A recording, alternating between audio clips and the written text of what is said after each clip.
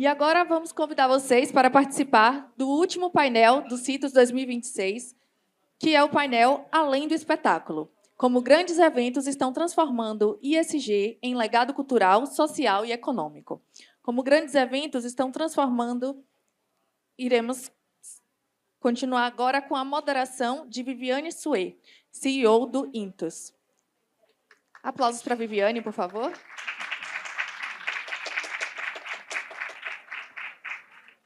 E participam desta conversa Daniele Pires, estrategista em sustentabilidade e ISG do Camarote Salvador, Gabriele Guido, coordenadora de projetos da IDW Company, Walter Pinto, subsecretário de Sustentabilidade e Resiliência da Prefeitura de Salvador. Sejam todos muito bem-vindos. Com a palavra, a senhora Viviane. Sejam bem-vindos aqui ao nosso palco, Dani. Conseguiu pegar o laptop, Gabi? Tudo certo. Seja bem-vinda. Nossa, que bom que você ficou, meu bem. Vamos lá. Bom, muito interessante a gente ficar por último, né? Porque vamos falar de grandes eventos. Isso não é maravilhoso? Vamos falar aqui do Camarote Salvador, o maior carnaval do mundo, né? Vamos dizer assim, é o maior do mundo. E olha que eu vim do Rio de Janeiro, também é um grande carnaval. Mas a questão do legado, que essa grande movimentação, né, dos grandes eventos acontece, ela é muito importante, porque depois que o turista sai, o local, né, o que esse local vai ter de experiência? O que ele vai conviver com a cidade, né? Bom, vamos começar aqui com a Daniele. Dani, conta aqui para a gente, por favor. O Carnaval de Salvador, né? O camarote. Conta para nós, na prática, como é que você consegue transformar nessa operação tradicionalmente associada ao consumo, que é o carnaval, num legado, né? Que indicadores que eles mostram, que indicadores que aparecem, né, depois, Dani, que mostra que, de fato, não é um marketing, é realmente o impacto social que a gente quer deixar, né, desses grandes eventos. Conta para a gente. Boa tarde. Quero iniciar agradecendo aí ao convite do Intus e manifestar minha alegria de estar aqui presente para falar sobre esse tema, que é, de fato, de suma importância. Quando a gente pensa o Carnaval de Salvador, quando a gente pensa um camarote premium dentro do Camarote de Salvador, dentro da cidade de Salvador, muitas pessoas entendem isso como contraditório. E não. O que a gente precisa falar aqui é que todo e qualquer evento é uma grande oportunidade, uma plataforma de comunicar, né, posicionamento. E se posicionar de maneira sustentável está para além ali da experiência, que é do entretenimento, do consumo, sim, né, do bom serviço, mas existe todas as possibilidades, né, de também trazer impacto positivo. A gente começa com números ali, se a gente fosse falar da geração de empregos diretos e indiretos, né, de cerca de 13 mil postos de trabalho que são gerados. Mas, para além disso, é a gente pensar também esse entorno, né? Quem são as pessoas que são diretamente impactadas por essa presença. E quando você fala, para não parecer que é só comunicação, né? Nós estamos falando aí de um trabalho de 4 anos, né? Sim. 4 anos fala de consistência. 4 anos fala de algo que começa com uma intenção, né? Que iniciou em 2023 com uma intenção de fazer sustentabilidade, e isso se transforma num sistema quando, ano a ano, né, você vai progredindo, implementando novas formas, né, novos formatos. E sustentabilidade, ela se materializa quando ela tem cara, ela tem lugar, ela tem CPF. Então, para mim, falar da sustentabilidade dentro do Camarote de Salvador é, por exemplo, falar da CAEC, que é uma cooperativa em Canabrava, que 75 famílias são beneficiadas pelo recurso. Né? É falar de R$144 mil gerado em renda exclusiva para cooperativas da nossa cidade, entendeu? Sim. Além de muitas outras coisas. Não, isso aqui é maravilhoso. Alguém tem alguma pergunta para a Dani?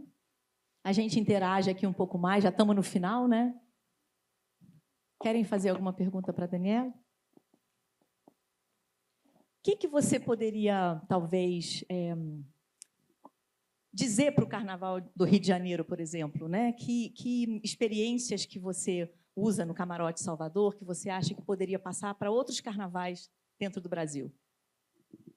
Gostei dessa oportunidade de falar sobre isso, porque, de fato, né, quando a gente pensa no carnaval, você citou um exemplo aí do Rio de Janeiro, a gente está falando de um carnaval aí que é uma vitrine internacional, né, também muito grande, e que, de fato, né, envolve muitas pessoas aí dentro daquela cadeia, né, não é só um desfile. Exato. Mas eu entendo que fazer um carnaval dessa magnitude é entender sobre responsabilidade.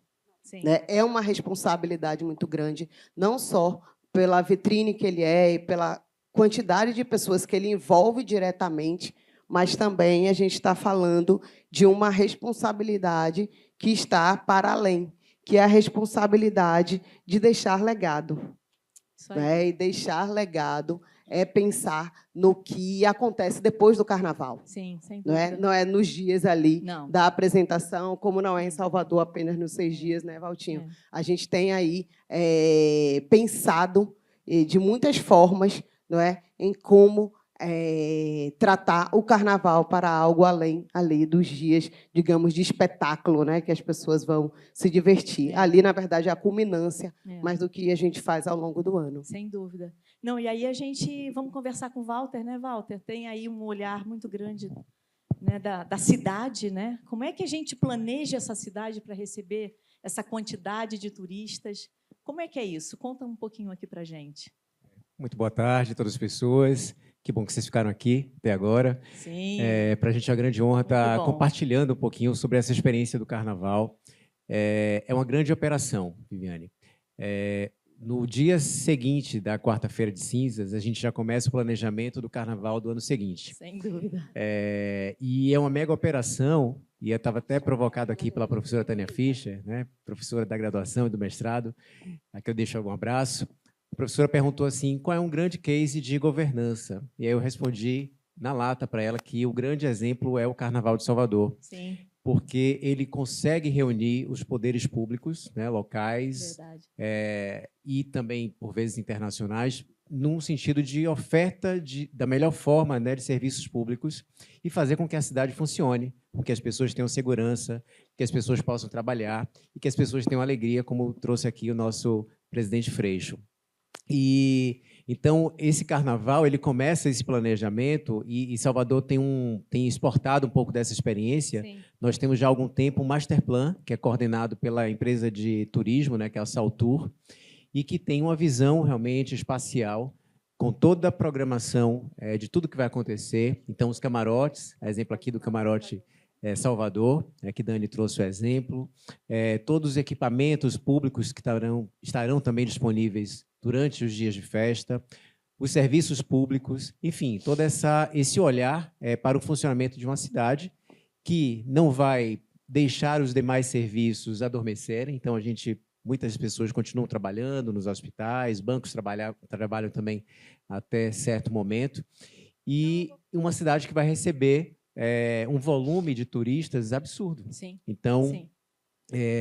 A gente tem que pensar nessa mobilidade, tanto para a festa quanto para a cidade, os serviços de saúde da mesma forma, e por aí vai. Então, essa governança ela se estabelece na medida em que cada ente entende qual é a sua competência, a sua finalidade, porquê e qual é a sua contribuição, efetivamente, nessa festa, e traz ali esse compromisso de fazer esse carnaval, e que, de fato, e aí não desmerecendo o Carnaval do Rio de Janeiro, mas o nosso Carnaval de rua e com trio elétrico, né? Até o Guinness já considerou como o maior, de fato. Né? São. E que traz também um outro elemento, a gente não pode desprezar, que é um carnaval feito pelas pessoas e para elas. Né? Sim.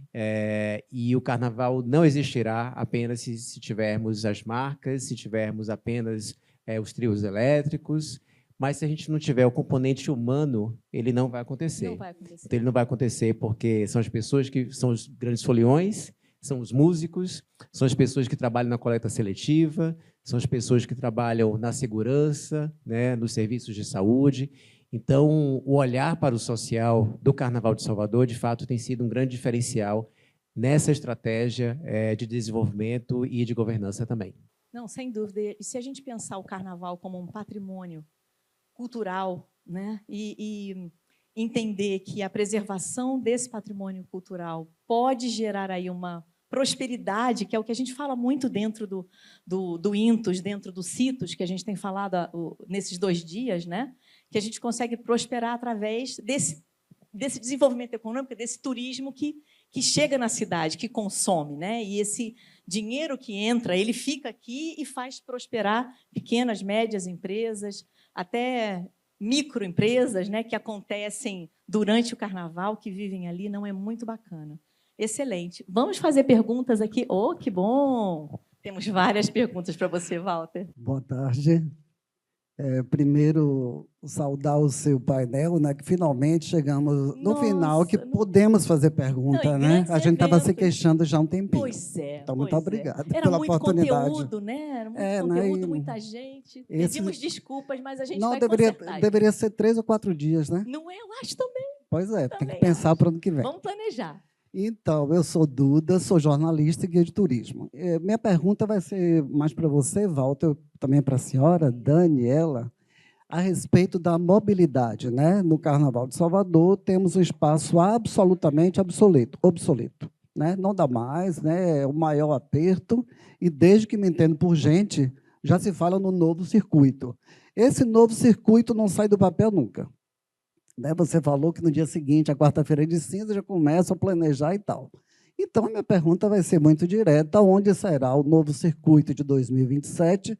Será no comércio, na Boca do Rio ou num trechinho da Paralela? Agradecendo. Obrigado.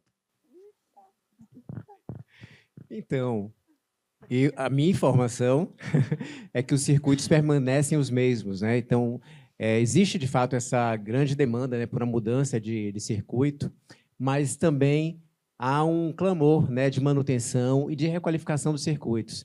E antes da minha passagem, na verdade, da minha migração para a Secretaria de Sustentabilidade, eu fiquei 2 anos e meio na Cultura e Turismo, e a gente trabalhou fortemente com a requalificação do circuito do centro da cidade, no movimento que a gente chamou de Cole no Centro, trazendo ativações. A gente observava que havia espaços entre os desfiles tradicionais, há uma expectativa e espera também do desfile dos blocos afro. Então, era necessário a gente criar ali um novo movimento.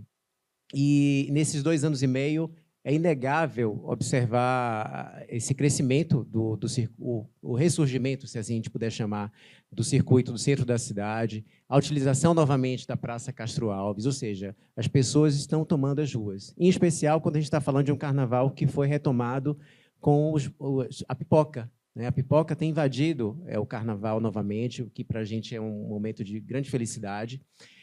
A atividade dos blocos é uma atividade econômica super importante para a cidade também, movimenta, emprega, mas devolver o carnaval às pessoas é lindo demais. E o carnaval do centro da cidade tem sido também esse carnaval pipoca.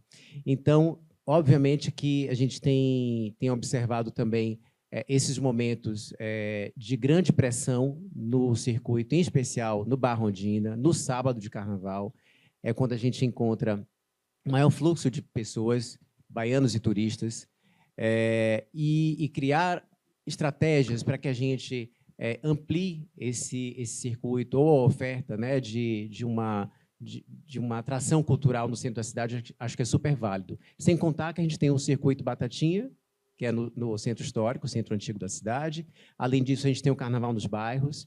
Então, há um olhar para a cidade de maneira plural, entendendo, inclusive, as pessoas que têm uma dificuldade, você falou de mobilidade, têm uma dificuldade de se deslocar dos seus bairros para o centro da cidade, para o carnaval, e que podem vivenciar e podem experienciar o carnaval nos seus bairros. Eu acho que isso é uma política pública também já consolidada e tem um resultado muito interessante.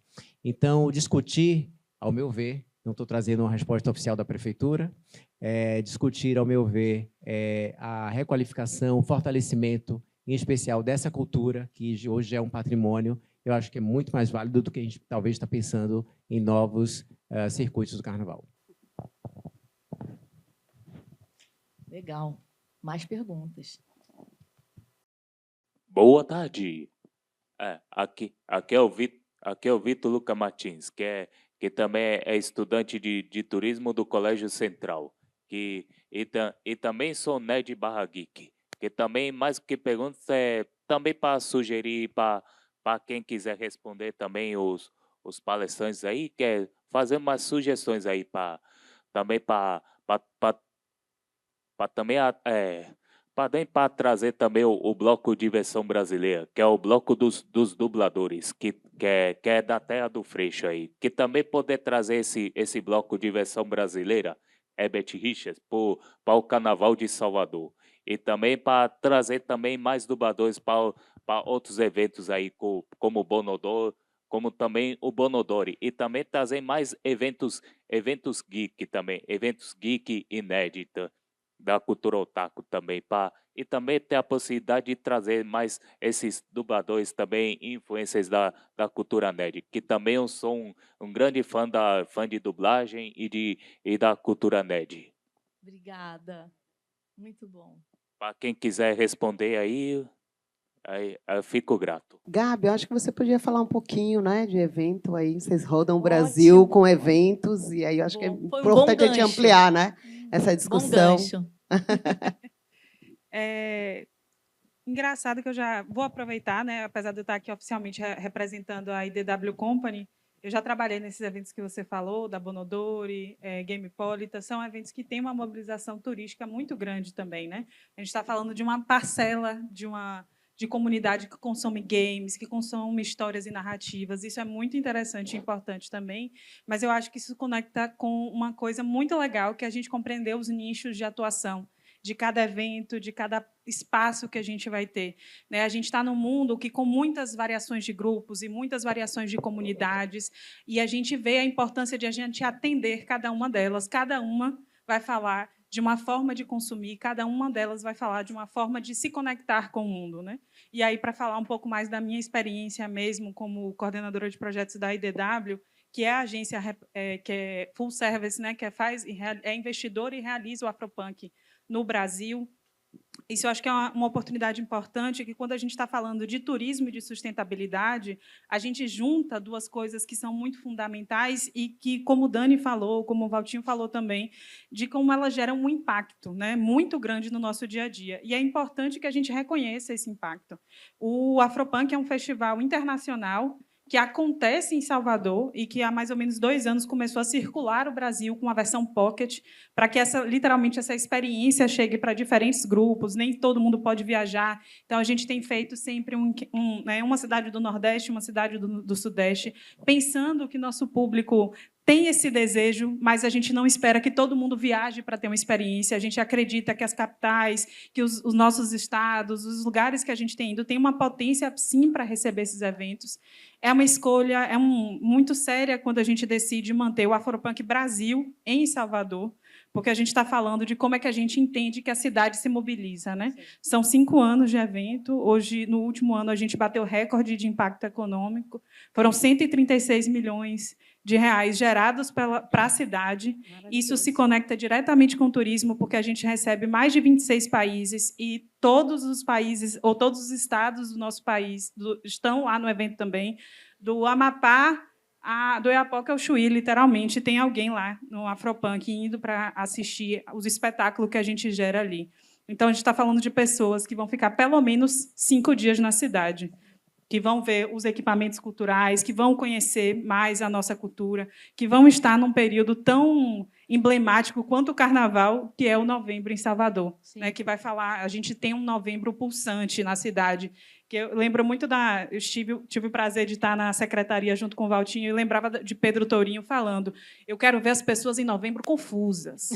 Tem tanto evento, Adorei. Tem tanta coisa para acontecer que você não quer sair da cidade. Então, isso foi um movimento que o Afropunk tem o prazer de contribuir. Intencionalidade, né? Foi com algo intenção, intencional. foi provocado. Novembro tem essa efervescência que foi construída como uma política pública junto com os eventos como o Afropunk, de maneira planejada e que gera um impacto tanto econômico, mas sustentável também. Exato. Se eu estou falando de um evento que gera de impacto econômico 136 milhões, se a gente não tem um plano para pensar como ele vai impactar ambientalmente, como é que ele vai construir uma relação saudável com o grupo que a gente quer conversar, como é que a gente vai pensar etapas de governança para o nosso dia a dia de trabalho, a gente vai ignorar uma parcela muito grande disso. Com certeza. Eu acho que, só para dar uma amarrada também, e acho que conecta muito com o que os meus colegas de mesa estão falando, que é o ISG, nesse caso, ele não é só uma ação para dar conta de um evento e do impacto que a gente tem. É uma forma de perceber a empresa. Exato. Se a gente tem hoje uma empresa majoritariamente feminina, majoritariamente negra, isso vai refletir em toda a ação que a gente vai fazer.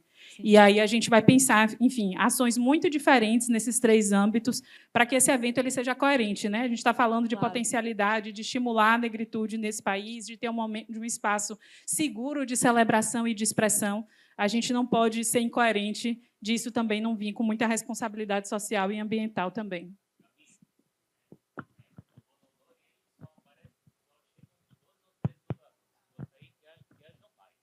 É a 42 Entretenimento Cultural. Pode procurar eles na internet. Eles são ótimos e estão sempre abertos a ouvir outras possibilidades também. Pode falar com eles. Ótimo. Quem tem mais Boa perguntas? tarde, Gilvan, sou biólogo da Bioverde Consultoria. Boa noite, Gilvan. Boa noite para todos. Agradeço, inclusive, estar aqui, né, pela Intus, É um que promoveu o grande prazer evento, receber né, você. e parabenizo por isso. Sou da cidade lá de Jequié, onde está se preparando para os melhores São João, né, da Bahia do Nordeste.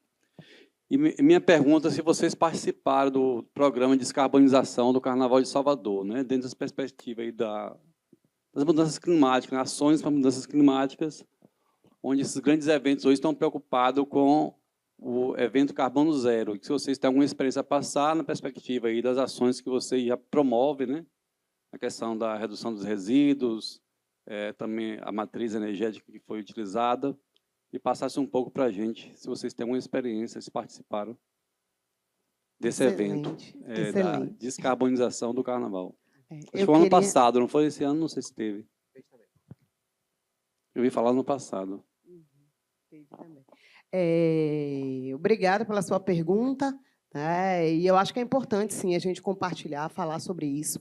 Quando a gente pensa carnaval, quando a gente pensa eventos de um modo geral, turismo, a gente está falando, muitas vezes, vou falar isso, né, como uma profissional, né, técnica, e acho que agora vou ter que ser muito técnica para o que eu vou trazer aqui, é que, muitas vezes, quando a gente organiza o evento, a gente está sempre preocupado, digamos ali, com a operação, com a nossa operação propriamente dita, o que ela vai gerar de emissão, tá? Pensando nesse contexto aí do carbono.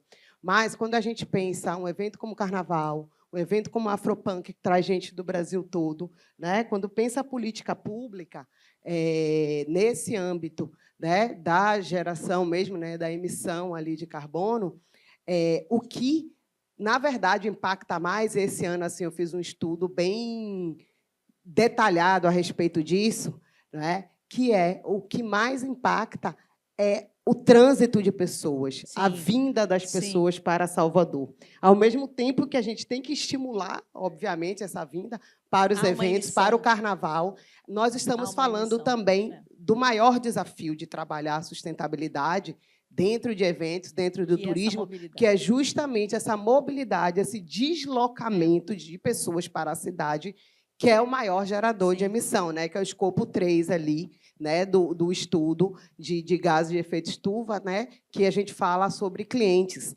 Então, é ali que está o nosso maior desafio. É a gente conseguir, de fato, conscientizar as pessoas que estão vindo para Salvador na escolha do transporte que ele usa, se ele pega o Uber sozinho ou se ele usa um transporte público, se ele vai coletivamente, né? Então, assim, é algo muito técnico, mas que é de suma importância, porque a gente engajar as pessoas e fazer com que as pessoas entendam de fato. Sim. Ontem, inclusive, eu tive uma reunião, eu falava sobre isso, de como é que a gente comunica para as pessoas, né, que elas têm muitas formas de se engajar, E quando eu penso na perspectiva do evento, é ótimo quando a gente troca o canudo de plástico pelo canudo de papel, quando a gente tira ali o copo descartável e bota o copo ali retornável, mas isso ainda é pouco, sabe? É pouco. Isso, né, são pequenas ações que a gente faz, mas que, numa perspectiva de pensar, né, mudanças climáticas e pensar o envolvimento Não é só o de canudo. cada pessoa,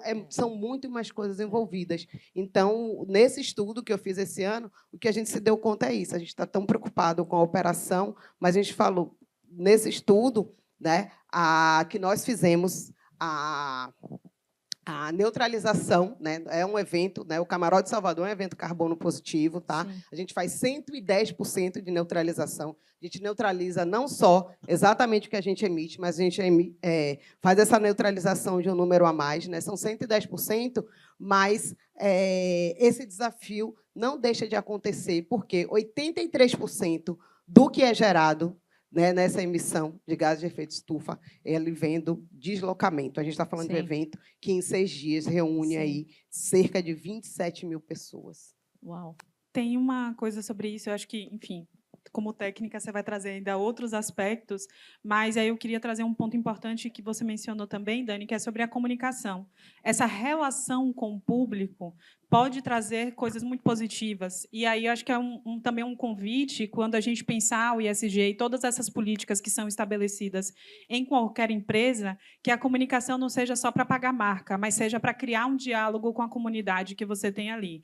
Então, ano passado e outros anos, a gente conseguiu fazer parceria com empresas de ônibus que trouxeram pessoas do interior. Então, a gente reduz isso, a gente faz uma campanha de viagens coletivas em aplicativos. Ano passado, a gente teve, graças ao trabalho incansável do nosso setor de negócios, a parceria com o metrô, que, pela primeira vez, nesses 5 anos, abriu, se manteve aberto, né? Isso contribui também. Aumentou o público das Sim. periferias, a gente tem um dado disso, porque a cidade teve a capacidade de voltar mais tarde para casa e ficar Sim. até o final do show, mas a gente reduz esse processo todo, né? Então, como é algo complexo, que não vai depender de um único evento, de uma única festa, a gente precisa pensar isso em rede, né? Então, a gente faz um trabalho muito grande. Ano passado, a gente lançou também um documentário que apresenta todas as nossas ações de ESG, quando a gente tinha a gestora, as nossas consultoras, as pessoas que participaram desse processo, explicando, porque quanto mais a gente comunica, mais a gente educa o processo e convida para as pessoas fazerem com a gente. E, assim, tem um lugar que é música, que é diversão, e que você, de uma maneira muito fluida e tranquila, observa esse cuidado, é uma oportunidade da gente conversar e converter ali o público e a nossa comunidade para pensar isso junto com a gente. Perfeito. E quando a gente está falando da neutralização de carbono para eventos ou em eventos com o espaço delimitado, né, é menos desafiador do que o carnaval. Não dizendo que o trabalho de vocês não é gigantesco, muito pelo contrário, né? Vocês vêm fazendo um trabalho absurdo e gerando impacto social, ambiental, e os números estão aí para comprovar. Ontem, na abertura, eu trouxe um dado também da Embratur, e que demonstra que 87% hoje das pessoas elas já utilizam, na sua intencionalidade, na escolha do destino, quando o destino tem práticas sustentáveis, quando os eventos são sustentáveis. Então, isso deixou de ser um conceito e passou a ser uma estratégia também de desenvolvimento, né? E o Carnaval já vem, sim, realizando a neutralização, é super desafiador, todo o processo de logística reversa, e hoje a gente conta com o patrocínio master, né, da Ambev. Então, são discussões intermináveis com a Ambev, né, para a gente construir essa logística reversa e sem deixar de observar o componente social, porque no processo dos nossos centrais de reciclagem, e são 8 espalhadas na cidade, geridas pelo município, mais 3 pelo governo do estado, totalizando 11, a gente faz essa coleta, né, e a lógica reversa das latinhas geradas, e passamos a observar que o saco do gelo passou a ser um outro componente também poluente. A gente chamou a Ambev para dialogar sobre, que tem uma exposição ali de uma marca, né, que é essa marca fornecedora do gelo, o próprio isopor. Enfim, são essas diversas esses aspectos, né, que a gente tem que trazer para a discussão. E o corpo técnico também envolvido para essa discussão e para o aprimoramento dessa festa sobre o pilar da sustentabilidade ambiental, econômica e social tem sido fundamental. E a gente tem aprendido muito ano a ano. Tem uma outra festa também, o colega perguntou sobre o Carnaval, tem uma outra festa também que a gente já realiza a neutralização do carbono, que é o Festival da Virada, essa com uma dimensão muito menor do que o Carnaval, né? Acontece no Parque dos Ventos, Arena Daniela Mercury, e a gente consegue fazer também um grande impacto nesse sentido. Muito bom. Vou até fazer um comentário aqui no Rio de Janeiro, né? Depois do Carnaval, né, que acontece, existe uma organização chamada Sustenta Carnaval, vocês devem conhecer, que já recolhe todas as fantasias, né? E ela já é um upcycling ali, virando outra coisa, inclusive até para toda a parte como é que fala? De indumentárias, de roupas, né? Para peças de teatro, enfim, eles fazem um trabalho bem bacana. Alguém tem uma pergunta? A senhora tem. Que bom.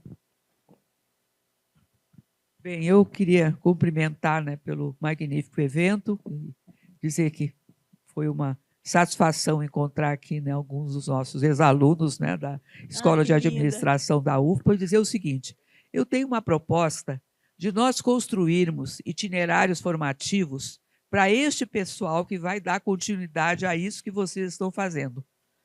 E esse itinerário formativo seria um itinerário que começasse com extensão, fosse avançando a especialização, pudesse ir para o mestrado, quem sabe doutorado profissional, e a pessoa podia estar em diferentes níveis desse aprendizado e termos como professores pessoas com experiência como vocês têm. Excelente. Além dos acadêmicos, colocarmos os praticantes, né, nesse contexto, não apenas como aprendizes, mas como professores também, e fazermos alguma coisa articulada, né? A universidade, eu trago aqui a aprovação do nosso reitor, né, professor Paulo Miguel, também ex-aluno, e dizer que ele está aberto a isso, e vai haver o próximo reitor, o professor João, também está.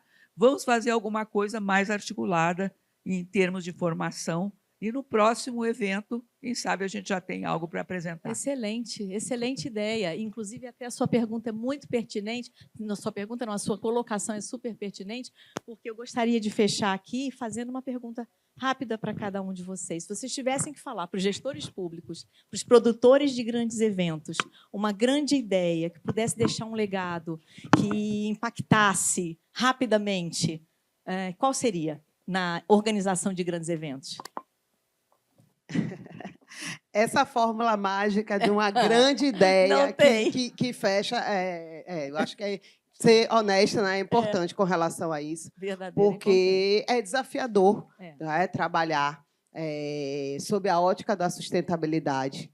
Né?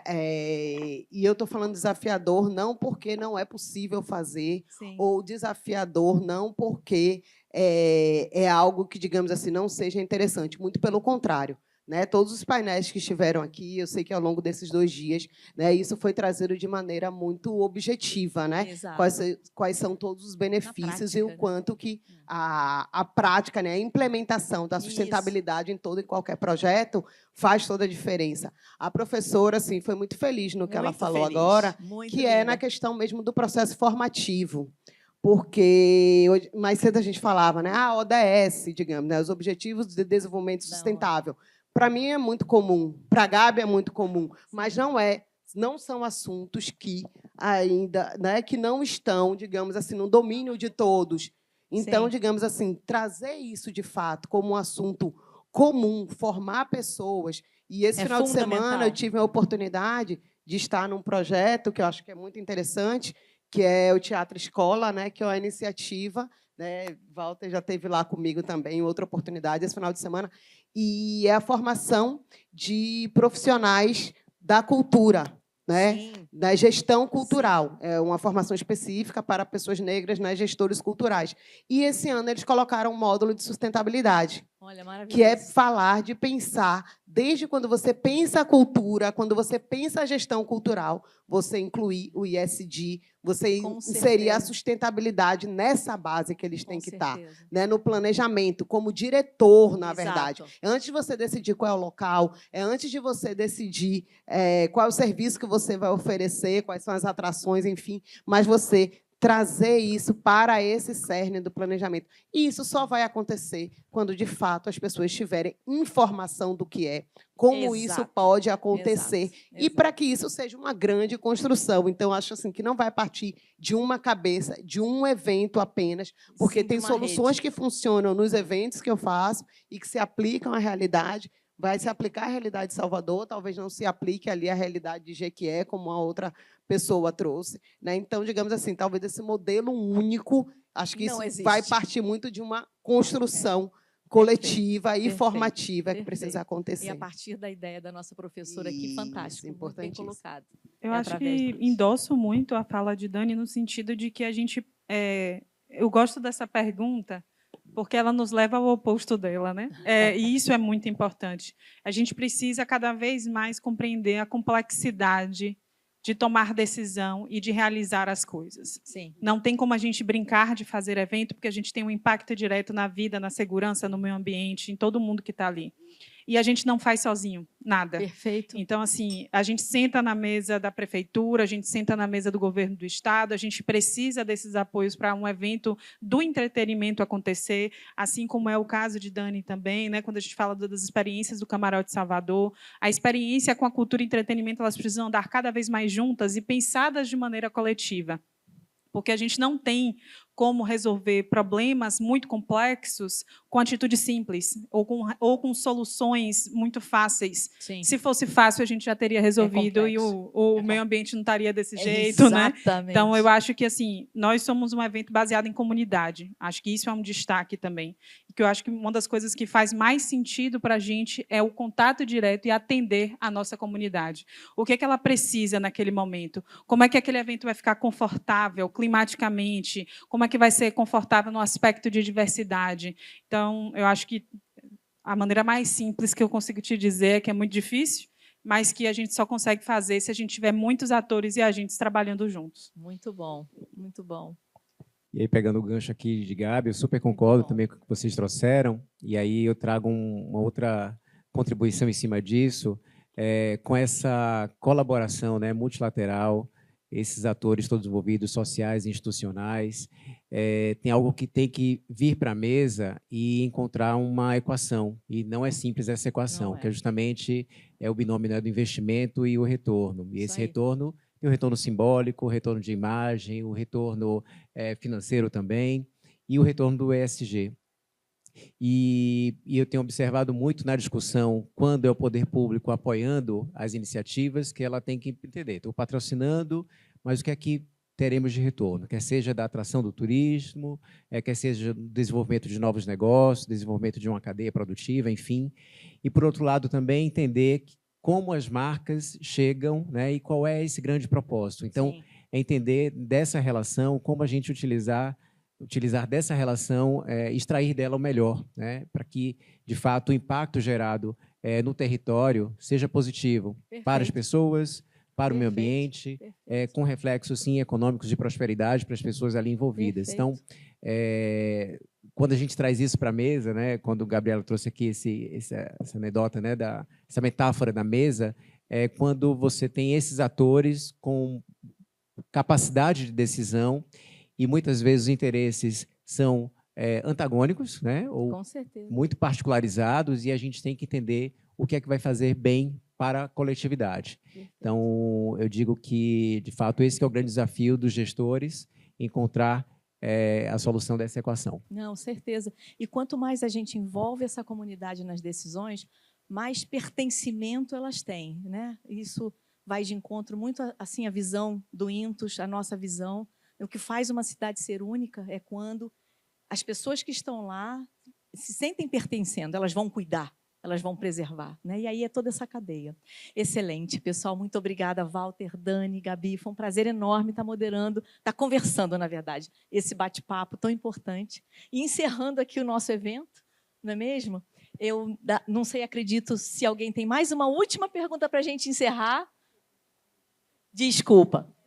Temos que encerrar, porque nosso painel era até mais cedo, as pessoas têm compromisso aqui. Eu agradeço demais todos vocês. Muito obrigada. Vamos para a nossa foto, né? Isso mesmo. Luane? Muito obrigada. Obrigada.